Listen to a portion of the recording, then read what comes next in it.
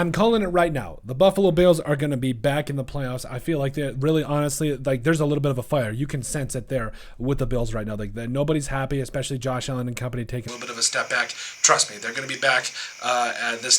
I think they're going to really put the NFL on notice. But how do you do that? You got to start with the dream draft scenario for the Buffalo Bills. And there's a couple of different ways I think you can go about it.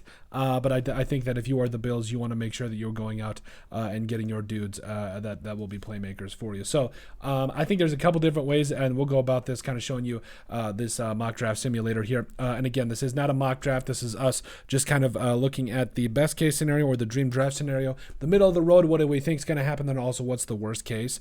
So the Bills here, 7-round mock draft, going to go ahead and enter it. Again, not a mock draft. I apologize. I kind of got a little bit ahead of myself. So entering the draft here, I really feel like they could go Bijan Robinson here. Like that's another thing. I was talking on the podcast with with Hunter Plant, who was here with Daniel Revere from the Minnesota Bias podcast. We were talking about it. Hey, they could go Bijan Robinson. That would be a lot of fun. But D lineman here would also be a lot of fun. Like, do you go Mozzie Smith? If it falls like this, I mean, maybe Emmanuel Forbes in this spot. So the dream draft scenario here, excuse me, is probably one of the top number one wide receivers, if you ask me. By the way, the Vikings also aren't going safety in the first round. You guys are back-to-back safeties in the last 2 years. You guys are killing me. Just stop it. Please just stop it. Anyway, so you got the Bills here at 27. I think the dream draft scenario is one of those top guys like Zay Flowers or Jackson Smith and Jigba, Quentin Johnson falling to you, later on into the first round. I think that would be the dream.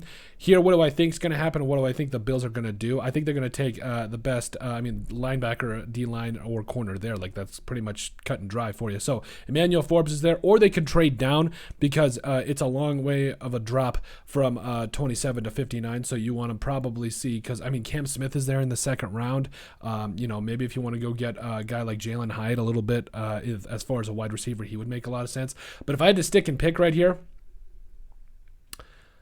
I want to go Bijan Robinson too. That's the thing. That's what's tough about it. Josh Downs is an absolute game changer. I'd probably go Emmanuel Forbes. Yep, I'll probably get some flack for that. If I could not trade down, I would probably most likely trade down in that particular. And then you get in the second round, Drew Sanders being a one-on-one replacement for Edmunds. Yeah, Terrell Edmunds. Yeah, that would be absolutely great here for the Bills. So Drew Sanders, he's that guy that was an absolute Swiss Army knife for Arkansas last year. He could play in the box, he could blitz, he could cover, he could do all of it. He's just an absolute stud with the way he runs around and makes plays. He would be a lot of fun to me. And here at 59, you don't got to do any maneuvering. You absolutely love to see it. Now in the third round at 91, after a certain point, you do start to get Slim Pickens in the D-line room. So Kobe Turner, after Zach Pickens, that's when I start to get a little leery because, you look at Gervin Dexter Sr., coming up out of Florida, and Jack Roy. I really like those two, but after them, I'm just like, I don't know if there's a guy that, don't get me wrong, there's some guys that are really good in particular areas. Guys like Broderick Martin, who really is strong at the point of attack and takes up double teams. Same thing goes for Jonah Tavai and Jared Clark. But after that, you get to Jacob Slade, Jalen Redmond, all those guys.